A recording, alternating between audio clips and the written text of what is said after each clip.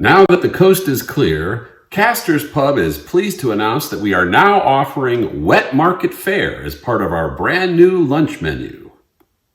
A 1, 2, 3, 4.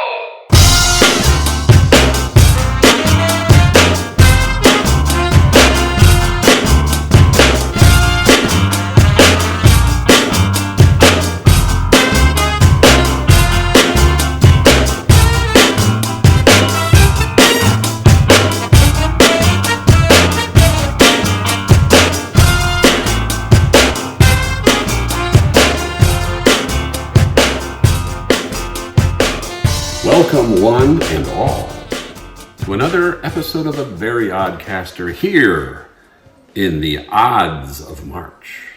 Indeed. Last week, we dedicated pretty much the whole show to odd news that had occurred over the past month. We're going to start off here with some more news.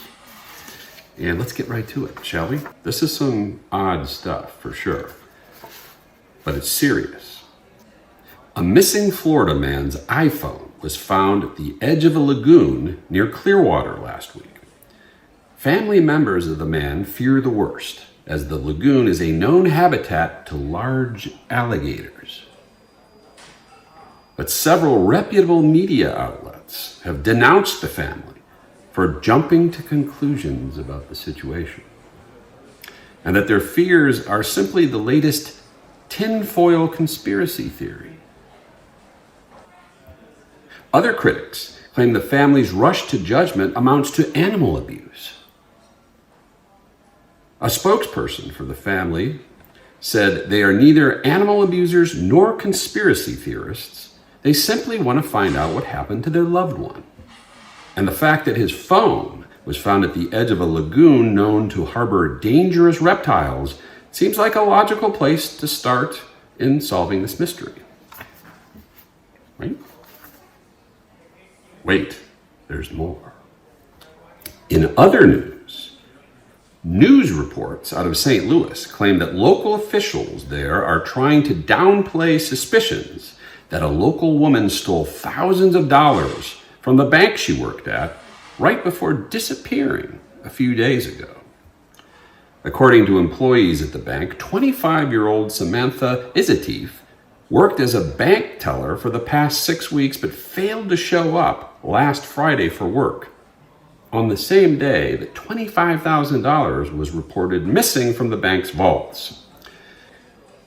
Ms. Izatif has not been seen since, but local officials and reporters at the St. Louis Dispatch say that knee-jerk accusations that Ms. Izatif stole the money and skipped town amounts to sheer misogyny, and that other reports that Ms. Izatif had previously been arrested on shoplifting charges have been totally debunked.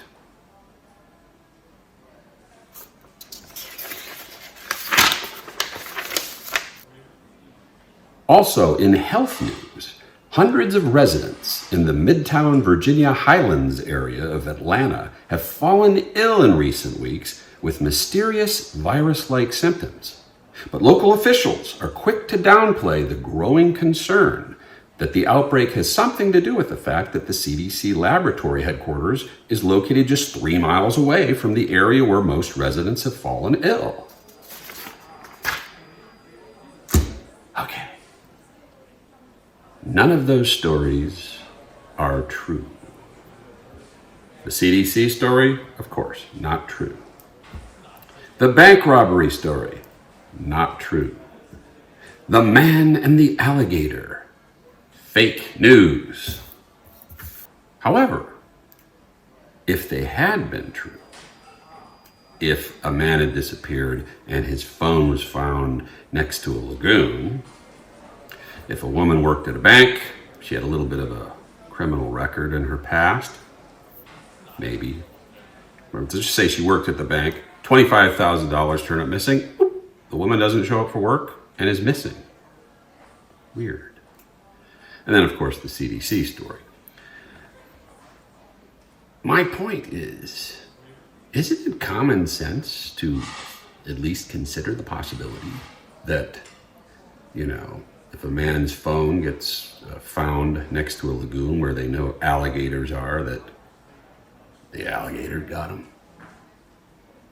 Isn't it maybe within the realm of possibility that $25,000 goes missing in a bank and one of the employees doesn't show up for work and nobody can find her? Doesn't that sound like maybe, there might be a connection there, right? The CDC example is obviously relating to the news that the FBI and the Energy Department now say that I think COVID probably came out of the lab in Wuhan, China. Yes. The problem is, who do people think they're fucking fooling?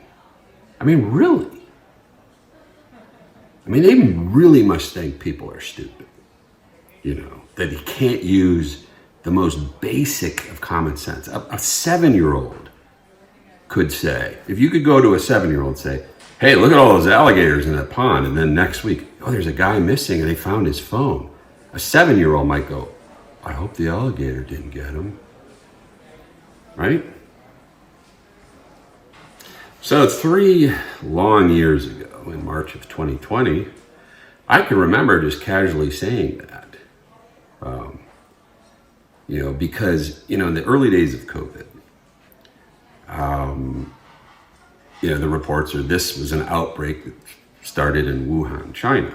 Now, I am not a geography expert. I do not know all the cities in China. I know it's an enormous country with an enormous population. I know they've had overpopulation problems.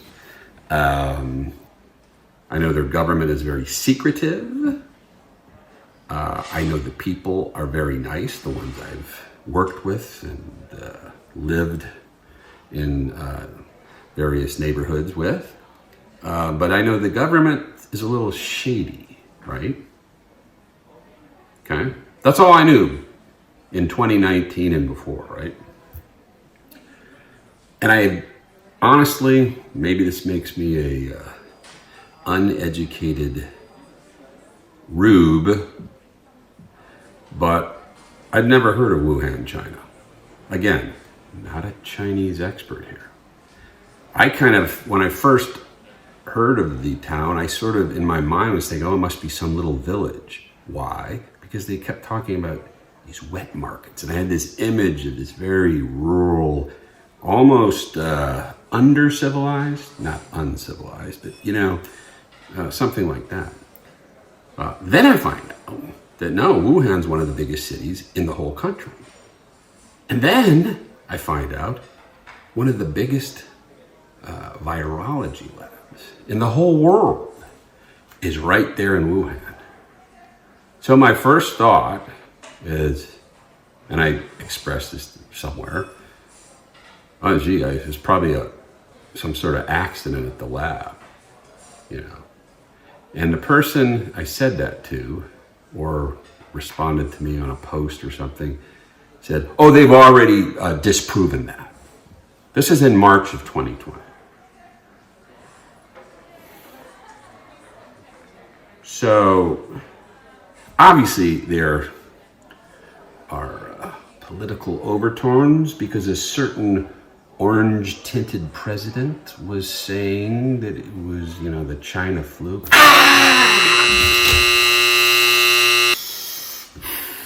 I knew it was coming, but I had to draw that line because that's why people went nuts. They abandoned all critical thinking, all common sense, just because who, in his gentle, eloquent way, expressed that opinion. But it's common sense, for God's sake. God, leave the damn politics behind, for shit's sake, especially when there's a damn pandemic, right? So, what did they think? I forgot. Oh, really? Oh, yeah. I thought it was a wet market. Yeah. Early on, I went for the wet market theory. Early on, I was like, I think it's probably could have gone either way, right? Yeah, maybe if they eat near live animals over there, yeah, keep that stuff away from me, right? But also the fact that this huge lab was right there, that kind of made it a no-brainer to put that into the equation. What I don't understand, well, I do because of the orange tinted one. They must be recharging that. Is the whole racist thing. All right. So let me get this straight. We're pushing a wet market theory saying these freaking uncivilized people are eating semi-dead animals that carry diseases because they're freaking savages. And these semi-dead animals passed this virus on to them and they passed it on to the world. But if you say, you know, an accident might have happened in the lab, you're a racist?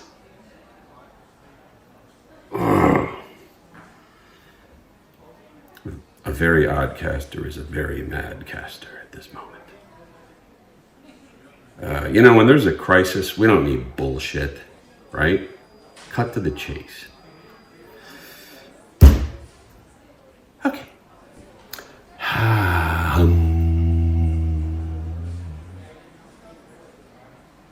Okay. Onward. Boy, there was this huge explosion on a Maryland highway a few days ago. The driver of the truck was killed, but it just, I don't know what it was carrying, but it blew up and the fire spread to the nearby houses and there was damage done. I mean, it was a big ass explosion. And, you know, I was thinking, you know, when I was a kid, I was sort of fascinated by fire. I still love fire. I love fire pits, the tranquility of, you know, that. Sitting by the fire, cracking open a cold one and chilling, right? But when I was a kid, I had this fascination with fire. And that leads me to another stupid ass thing from my childhood. So I did have this fascination with fire. And yeah, you might say I was a little bit of a aspiring pyromaniac, maybe? I don't know. It was just, you know, I was a little, so, you know, I was learning things. But our family used to go camping, right? We had a trailer. We went across the country. We did a lot of stuff. I was very fortunate in that regard because you meet a lot of interesting people camping. Hey, how you doing? No, just kidding. No, it was great. So it was, you know, among my fondest memories of my childhood. However, playing with matches was something I liked to do. And I think it was the camping experience that got me into it. I would sit back and watch my dad get the campfire going, and he'd get the wood collected, and he'd build the teepee, and get all the kindling and whatnot. Then he'd spray the fluid on top of the wood and add some paper in there to get it going. And then he'd get out his matches. Way back then, matches were more popular than lighters. You know, that's right. When people would go to rock concerts, and when it was time for the encore, they'd get out their matches and go, "Freebird!" No. Anyway, I digress. So I was always fascinated watching my dad do that. And I'd be like, "Dad, can I help you?" "Dad, can I help you?" And he's like, "No, you can watch and learn that way. When you're bigger, older, stronger, faster."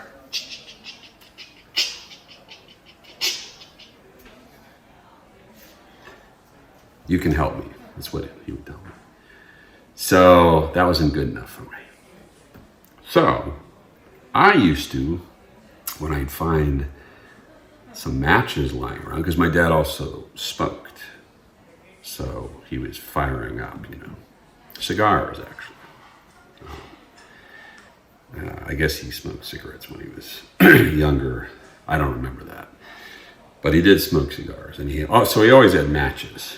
And when I'd find these things, I'd kind of slip them in my pocket and be like, So on these camping trips, I used to sneak off and play with matches, And, the hair on my neck, I didn't have any hair on my neck. Hell, I didn't have any hair in my head. I had crew cuts, but if I had hair, it would be standing up when I do this, because I knew I was not doing something that was right. But I had this fascination, so I'd go back and light fires and whatnot. And on one trip, I was building this little fire. And, I'd get more bold with each time I did this. And one time, the fire started spreading. Not big, but I panicked. My heart was racing, everything. And I put it out, but I was like, whew, I could hear my heart beating. I would run back to our campsite, and, it was scary, right? So that was a near disastrous experience, but I still didn't learn my lesson until one time we were going on a camping trip and we were on our way to the campground, and I was sitting up in the front seat with my mom. So again, I'm little, right? And I find a pack of matches like on the side of the seat. And I'm like, oh, I know what I'm gonna do when I get there. So I kind of like slipped it in my pocket. Little sneaky bastard, wasn't I? So we get to the campground, and my parents are getting things set up. My dad's doing a ton of work. My mom's doing a ton of work. I'm obviously not doing a ton of work.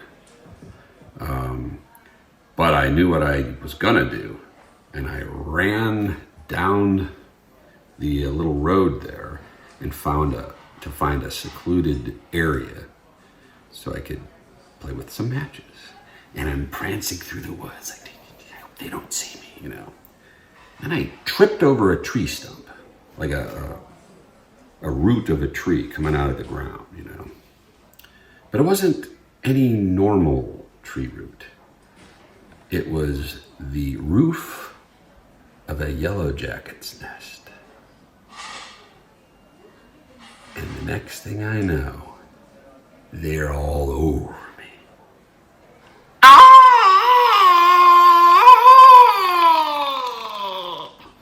Yep. They attacked the shit out of me. I went running back to the campground, and my mom, she said later, she pulled 61 yellow jackets off of me. They were all dead. They're just, how when they're dead, their stinger keeps, that's the way to go, If you could somehow keep stinging people, for all the folks who've died by violence, if you could keep stinging that mother, Anyhow, so 61 yellow jackets were pulled off me. And of course, my parents never knew what I was truly up to. I just said I was walking through the woods and having a trip. No, I was going to play with matches. So that, kids, is a lesson why you shouldn't play with matches. And that is also another stupid ass thing from my childhood. Phew. Indeed. Boy, just reliving that tale makes me get the heebie-jeebies, Getting stung by a bee or a wasp or a nest of yellow jackets, no fun. Fortunately, I wasn't allergic like some people are. I mean, some people get stung by one bee and they're in deep trouble. Could you imagine getting stung by 61 of them? And yet, this little shit deserved it. Yeah, maybe not. I don't know. Maybe I'm being a little harsh on myself. Okay, so one thing we decided to try to do here on A Very Odd Caster is play a little game, switching over to the topic of music, and in particular, rock and roll. And people have played this game before, but it's like, who is your Mount Rushmore of rock? All right. And I know for some, Mount Rushmore is this terribly offensive thing because there's like 4 old presidents on it, and you just can't have that, right? Anyhow, but you have the 4 presidents who are George Washington, Thomas Jefferson, Abraham Lincoln, and Teddy Roosevelt, that rough riding dude. So it's really an amazing work of art, Mount Rushmore, there in South Dakota. And I saw it once when I was a little kid, right around the time when I was, lighting matches, because we went there camping. But I haven't seen it in a long time. But it's a magnificent work of art. And I guess, it's honoring 4 of the greatest presidents ever. Now, of course, people could dispute whether, maybe this guy shouldn't have been on there and maybe this guy should, or whatever. FDR, for example, or Reagan, if you're going to, take it from both sides of the aisle. Take it up the you-know-what from both sides of the aisle.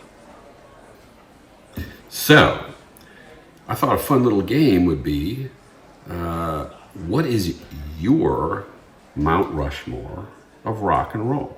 So you have to have some criteria for these games. So one would be, it can only be 4 faces, right? Because Mount Rushmore isn't like the Mormon Tabernacle Choir, right? You don't have all these people, no, right? 4 faces. Can only be 4. So I thought, okay. And I thought, well, we need to also probably narrow it down. I said, can only be 1 face from each band. So you can't have all 4 Beatles, for example. Got that, or whatever, the Stones, whatever. So only 1 face from each band. And this is where it gets dicey because, there's been a lot of criticism of the Rock and Roll Hall of Fame because they're letting in all these people that have nothing to do with rock. They really don't. It's really annoying. For one thing, they seem like they have to induct like 5 or 6 artists every year. And, rock and roll is kind of past its prime. So you're going to run out of people really fast. So they've decided, how they'll deal with that is instead of limiting the number of inductees each year, they're going to instead open it up to non-rock and roll artists. That's why you have Madonna in there, and lots of rap and hip hop people, and I think there's some country folks in there too. Dolly Parton, who's great, these are all great artists. I'm not saying that, but it's supposed to be a rock and roll Hall of Fame, and Dolly Parton, I think, was reluctant to accept that. I think I read that recently. She was a recent inductee. She's country, right? Great country artist. Anyway, so my criteria for this Mount Rushmore of rock and roll is that rock has to be their primary genre. Maybe they started in something and crossed over, but primarily rock should be where they made their name. And then the last criteria, I'm thinking it probably needs to be more who left their mark most on rock and roll and the world versus who are the pioneers, the first settlers of rock and roll, because then you'd only have one decade. And so I guess we would kind of cut this off at the end of the 20th century. And there's still rockers out there, but rock isn't really progressing, right? You know, it's kind of moved on to other stuff. So I thought that would be a cool little game. What is your Mount Rushmore of rock and roll? And in order to submit this, you would need to write to veryoddcaster@gmail.com. That's veryoddcaster@gmail.com. Let me tell you who my Mount Rushmore of rock and roll would be.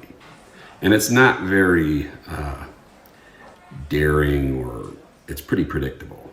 I did have some problems though. So my 4 faces that I would have on the Mount Rushmore: Elvis Presley. Costello's great too, but Elvis Presley. John Lennon. Mick Jagger. And my 4th, which was really I was having trouble with, I went with Eric Clapton. All right? So let me explain my rationale for each of those. Elvis, known as the king of rock and roll, of course, that was a fairly easy one because he took rock to another level just by his popularity. Now, you can argue that, yeah, he wasn't the first rock and roller, didn't record the first rock and roll song that came before him. You can argue that really from a musical standpoint, he wasn't as innovative or wasn't as great a musician. There are certainly others from that era you could point to. Chuck Berry, Little Richard, for example. But then again, Elvis was the king. I mean, he was clearly a larger than life figure, and he was great, you know. So Elvis, I thought, was kind of a no-brainer. Lennon I had problems with because who do you pick, John or Paul? You know, Paul has lived twice as long as John, has put out, 5 times as many albums and whatnot, and he's put out some of the greatest songs in history. But I thought, well, they're both from the same band, right? And I started thinking, I said, John formed the band. It was his band. And in the early days when they hit, he was the guy. I mean, Paul was always right there, but John's input was much greater in the early days of the Beatles. And then later in the 60s, Paul kind of took it all over. So that didn't feel real good, real right, but I was restricted by one face per band. So I went with Lennon. Mick, leader of the Stones. I think that's pretty obvious. Keith is obviously great, but so when I got to my 4th face on my Mount Rushmore of rock, I really struggled because then you're like, okay, what do I do? Bob Dylan came to mind. And Dylan was a crossover artist. I don't really know his full evolution, but certainly there was the big ruckus when he performed at a folk festival and he showed up with electric guitars and amps, and he was booed, I think, because this is a folk festival,